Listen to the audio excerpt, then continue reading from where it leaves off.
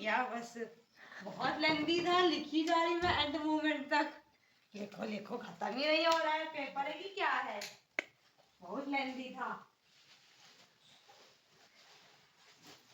बाकी गाइस अभी क्या हुआ, एक सवाल आया था पेपर में, ये वाला मतलब बेसिक था, मुझे पता है अभी कमेंट आएगी बहुत कि इतना बेसिक था सवाल, मुझे पता है बेसिक सवाल था, मैं भूल गई थी। ये देखो ये वाला सवाल था, ठीक है। और ये मैंने सॉल्व किया, मतलब शुरुआत में मैं बहुत डाउटफुल थी कैसे होना है, इतना तो मुझे पता था कि देखो ये सीरीज में है, ये आई नो दैट, पर करना कैसे था मैं बड़ा उसमें डाउट में थी। तो मैं इसके लिए पूरा एक पेज छोड़ दिया, शुरुआत में एक पेज छोड़ दिया।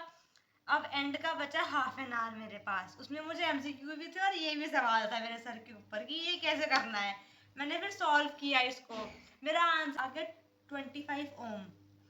और ये मैंने सवाल फिर आगे चेक किया घर पे, इसका आंसर कहीं था नहीं।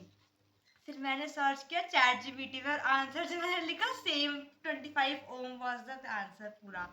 और मैंने मतलब बहुत मैंने रफ में काम किया है पूरा एक पेज में। जैसे फर्स्ट पेज था, मतलब फर्स्ट के सेकंड शीट हम लोग कह सकते हैं, तो सेकंड शीट का मैंने जो छोड़ रखा था उसमें मैंने बहुत रफली वर्क करा हुआ है। मैंने फटाफट से 1/r 1 सॉल्व कर दिया मैंने बस, और एंड में लिख दिया आंसर 25 ओम। मतलब बहुत रफली काम किया, मुझे यही डाउट आ रहा है बस कितना जो रफली काम किया ना। मेरे को सर हमेशा कहते थे ये बात कि जो सवाल ना आता हो ना उसमें तो और अच्छे से लिखो, in a nice handwriting. Check करने वाला है उसको लगे कि आपको आता है वो क्वेश्चन, बल्कि आपको नहीं आता है वो क्वेश्चन, ठीक है। लेकिन मैंने बहुत रफली लिख दिया है इसको। आई होप जो जो भी चेक करने वाला वाली है वो समझ जाए कि मतलब आता था मुझे ये क्वेश्चन, मैंने सही करा क्वेश्चन।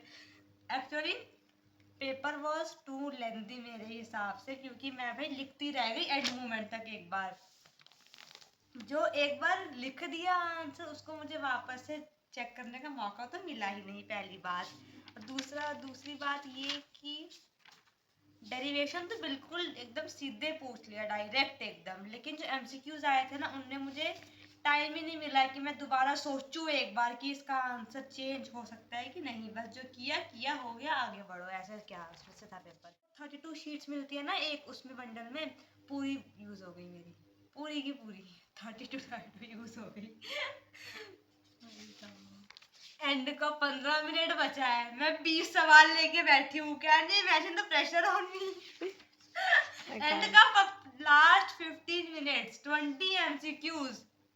कुछ तो किए थे बट कुछ मुझे क्रॉस चेक करने थे। तो 20 MCQs was the overall number with me.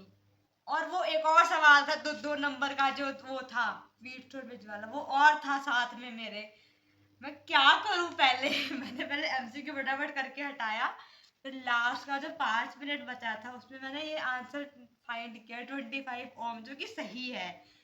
अब ये तो चैट जीपीटी ने बोला है सही है, बाकी पता नहीं सही है नहीं है। एमसीक्यूज यार क्या बताओ, ये सिलिकॉन का मुझसे क्यों पूछ रहा था एमसीक्यू में एक, ये सिलिकॉन का क्या कहते हैं, सिलिकॉन के लिए energy required to set this electron free. ये हमको दिया होता है पता है सवालों में ब्रैकेट में करके कि Eg फॉर सिलिकॉन इज इतना। अब यहाँ पूछ लिया, हम लोग को याद तो था नहीं। मैंने क्या किया हम लोग को सुबह सुबह सर ने ऐसे कहा था कि अगर मान लो ऐसे क्या आपको जैसे दो ऑप्शन में डाउट हो कि ए होना है कि बी ऑप्शन होना है आपका आंसर, तो आप क्या करो उसमें ऑप्शन ए लिखो, ए, ठीक है, और ब्रैकेट में आप बी वाला लाइन लिख के आ जाओ। ऐसे करो। तो मैंने 5-6 में ऐसा कांड किया है। ऐसे कैसे भाई क्योंकि जो चेक करने वाला होगा ना वो फिर रॉन्ग को काट के सही पे टिक लगा देगा। उसको मार्क्स देने होते हैं आपको, वो खींचता नहीं है मार्क्स नहीं, मैं आपके बोर्ड समझी वाले। नहीं। ऐसे सपोज ये सवाल था मेरे पास, ठीक है, मेरे को ना इसमें सी और डी में डाउट था कि क्या होगा ठीक आंसर। है। तो मैंने लिखा ऑप्शन सी, हाँ सी लिखा, हाँ और मैंने ब्रैकेट में लिखा 0.01, हाँ, यानी ब्रैकेट डी में का डी का आंसर डी का लिखा। आंसर लिखा। मैंने ठीक है, ऐसे काम किया 2-3 एमसीक्यू। मतलब तुमको कंफ्यूजन थी इसमें हाँ इसलिए। 2 में। हमें ना सुबह सुबह ये सर ने ना बस में चढ़ के कहा था कि ऐसे करना, अगर ऐसा कुछ हुआ सीन तो क्या होगा, मतलब बाय चांस अगर मान लो डी जो मैंने लिखा है वो सही हाँ हुआ, तो फिर जो चेकर होगा मान हाँ, लो तो उसका वो अगर मूड अच्छा हुआ, हाँ अगर उसका मूड सही हुआ तो वो बी को काट के डी पे से कर मार्क्स दे हाँ देगा हाँ हाँ, नेगेटिव ठीक है नंबर। ठीक है ठीक है। भगवान जी स्टेप मार्किंग अच्छी खासी कर दो, बस इतना है मेरी विश। स्टेप मार्किंग भर भर के लगा दो। एक सवाल ये था गाइस, ये वाला, इसमें इंग्लिश का पूरा घोटाला हो गया बाहर जाके। The output frequency of a full wave rectifier with 50 hertz. सबको ऐसा लगा कि जो 50 हर्ट्ज है वो आउटपुट दे हुआ है, लेकिन 50 hertz as a input frequency लिखा था। मैंने इस सवाल को 10 बार रीड किया, पता है, 10 बार अच्छे से एकदम प्रॉपर कि क्या दिया और क्या निकालना है। सबको जब जैसे हम जब बाहर गए हमने डिस्कस किया, ये सवाल आया, सबको लगा कि ये 50 हर्ट्ज जो है ये इनपुट मतलब आउटपुट दिया हुआ है, और सब 25 करके आ गए थे इसका आंसर, बल्कि 100 था इसका आंसर, डबल करना होता है। तो पूरा बस सब शांत, उसके बाद से नो डिस्कशन, आप एग्जाम पेपर बंद कर दो। ऐसा हुआ भाई। भाई सुबह सुबह ना मेरे को ऐसा लगा कि जैसे हम जब स्कूल से सेंटर जाएंगे ना बस में तो बहुत कुछ कर पाएंगे, बट कुछ नहीं हो पाया। उल्टा मैं बैठे बैठे सिर दर्द हो गया बस में। कैसे पढ़ूं, इतने बड़ी कॉपी रखी है, पढ़ना है, पढ़ ही नहीं पा रहे थे। अब सीधे फिर एग्जाम में जाके आंखें खुली, पेपर सामने आया, आ गया। नहीं कंफ्यूजन भाई, बेसिक बेसिक चीजें दिमाग से स्किप हो रही थी कि ये क्या होता था, कैसे करते थे डेरिवेशन ये वाली। पर मैंने कर दिया, हो गया, सही सही हो गया। 5 नंबर का सवाल था, वो पूरा सही है, मुझे पता है, वो डेरिवेशन था पूरा, तो वो सही है। हे भगवान, बस स्टेप मार्किंग अच्छे से करवा दो, इतना ही दुआ है मेरी बस। हाँ, बाकी ना फिर जैसे जब हमारा पेपर हो गया तो हम और जो सब दोस्त वगैरह है, हम सब बैठ के बाहर लड्डू खेल रहे थे। ये पेपर को देख लिया सबका और अंदर पैक कर दिया हम सब ने। बाहर लड्डू खेल रहे हैं बाहर, वही मजा आ गया। एक वो था की पॉइंट।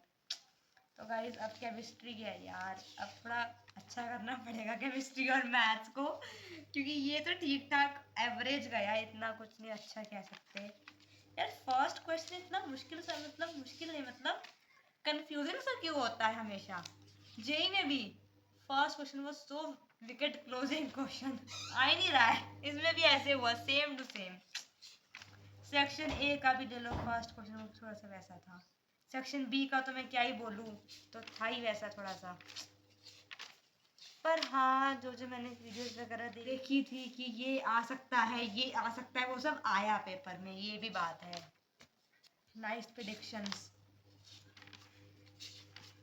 हाँ अब क्या देखूं मैं, तो हो गया। हाँ। भाई मैं तो ना और के बाद का सवाल अब रीड कर रही हूँ, था क्या। वो जो आता था ना करके हटाया भाई, क्योंकि कहाँ पर टाइम ही नहीं था बिल्कुल। 10th में क्या होता था मेरे साथ, जैसे मान लो साइंस का पेपर हुआ, मैं तो करके बैठ गई हूँ, फ्री हो गया, पेपर मेरा हो गया। मैं तो ये हिंदी का पार्ट पढ़ती थी बैठ के वहां पे। पढ़ तो ले लगता कैसा है हिंदी में साइंस पढ़ने, मतलब और टफ वैसा होता है हिंदी में तो। है ना, समझ ही नहीं आता है कुछ। हाँ। मैं सोची मैं आज भी ऐसा करूँ, पर टाइम ही नहीं मिला करने का कि मैं हिंदी पढूं। मुझसे तो यही नहीं पढ़ी जा रही इंग्लिश, हिंदी कहाँ से पढ़ूंगी मैं। भाई लिटरली 10th के बिल्कुल एकदम अपोजिट काम हुआ है इस बार, एकदम अपोजिट। लेकिन हाँ ये बात है, मैंने खूब मक्खनबाजी करी है, हर सवाल के बाद लाइन लगाई है, Good. फॉर्मूला पे डब्बा बनाया है हाँ। पेंसिल से, दिखना चाहिए ना अलग से। डिफरेंशिएट बिटवीन में डायग्राम पूरा बनाना था ऐसे। कहीं पे? हाँ बना मैंने दिया। खूब पेंसिल शार्प करती गई डायग्राम कितना दूर बनाने था के लिए। सेंटर? 45 मिनट्स लग गया। इंडिया में एक मेम मुझे याद आ रही है कि अगर कोई पूछता है कितना दूर है कुछ, तो हम टाइम बताते हैं, हम इसको डिस्टेंस नहीं बताते कितना दूर है, कितने किलोमीटर है, मीटर नहीं, सही टाइम बात है। बताते हैं हम कि कितना मिनट दूर है। टाइम तो समझ आता है है ना। ना, हाँ। डिस्टेंस ही कैसे हो जाएगा? भाई डिस्टेंस भी सब्जेक्ट टू ट्रैफिक हो जाता है ना, हाँ, इसीलिए टाइम टाइम ठीक है। कहते हैं हमें। कुछ खाने को लेके थी? हाँ अरे वो जो था ना, हम लोग इलाहाबाद से लेके आए थे ना, वो इसमें चुरमुरा चुरमुरा नहीं, मतलब कुछ था ना पतला पतला सा था खाने के लिए। चिक्की? चिक्की गजक? नहीं, गजक नहीं, यार पैकेट फूड था। तो वो हम ले गए पता थे। नहीं एक क्या गाइस, लगा। एक ये भी आता है, ये क्यों दे देते हैं, ये कोई नहीं पढ़ता पैसेज। इसको। साइंस में पैसेज। मैं तो भाई ये सेक्शन डी खोलते ही ये पूरा आधा शीट इग्नोर, उसके बाद मैंने सीधे ये रीड किया फर्स्ट क्वेश्चन, बस खत्म कहानी। कौन पढ़ता है यार, ये कुछ दिया तो होता है नहीं कुछ काम का चीज उसमें, फालतू में पेज वेस्ट, इंक वेस्ट। यार चलो, मैं बड़ी खुश हूँ कि मेरा वो सवाल ठीक हो गया, 25 ओम वाला। भाई साहब, चलो तुक्का ठीक तुक्का है। तुक्का नहीं, मतलब आता था हाँ बट डाउट में था कि कैसे करना होता था, ऐसे वैसे, तो बस हो गया। चलो, मेरे हाथ अब दर्द हो गए। हाँ 10 मिनट से तुम चलो बोल रही हो, गाइस। तुम्हारा मुंह नहीं दर्द हुआ। Okay guys, bye. अब है हमारा केमिस्ट्री का एग्जाम, कब है? 27 को है। Okay, 1 week. 1 week, 6 days to go guys. Okay. Okay guys, bye, thank you guys. तो मुझे एक और चीज़ कहनी थी कि जो ये है ना 1 मार्कर्स, ये मेरे को ले डूबे है लिटरली।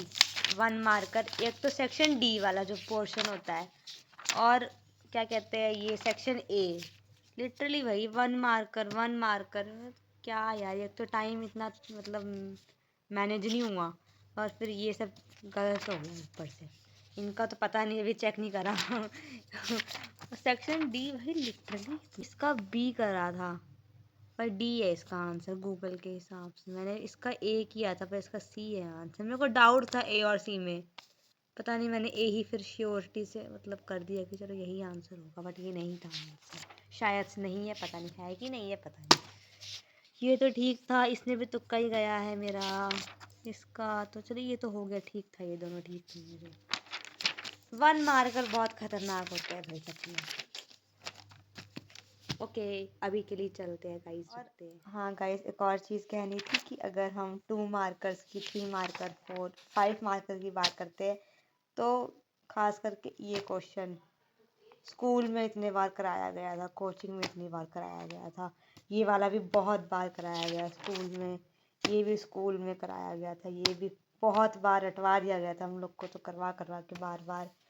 आधा तो स्कूल वाला ही बहुत हेल्पफुल हुआ, ये भी बहुत रिपीटेड क्वेश्चन था, ये भी बहुत बार कराया गया स्कूल में, ये बहुत कुछ कराया गया। डेरिवेशन तो मेरा पूरा नोट्स वाला काम बहुत हेल्पफुल हुआ है इन सब चीज़ों में। जैसे ये ट्रांसफार्मर का आ गया था एक क्वेश्चन, ये कंपाउंड माइक्रोस्कोप का, और इलेक्ट्रिक फील्ड वाला, मतलब ये वाला क्वेश्चन, मतलब नोट्स ओरिएंटेड वाला बहुत था क्वेश्चन, तो बहुत हेल्पफुल थे कोचिंग के और स्कूल के नोट्स। आधा तो मैंने उसी से किया है, आधा काम तो बस MCQs पे था कि खुद का थोड़ा दिमाग लगाना था, जितना लगा लग गया। हाँ।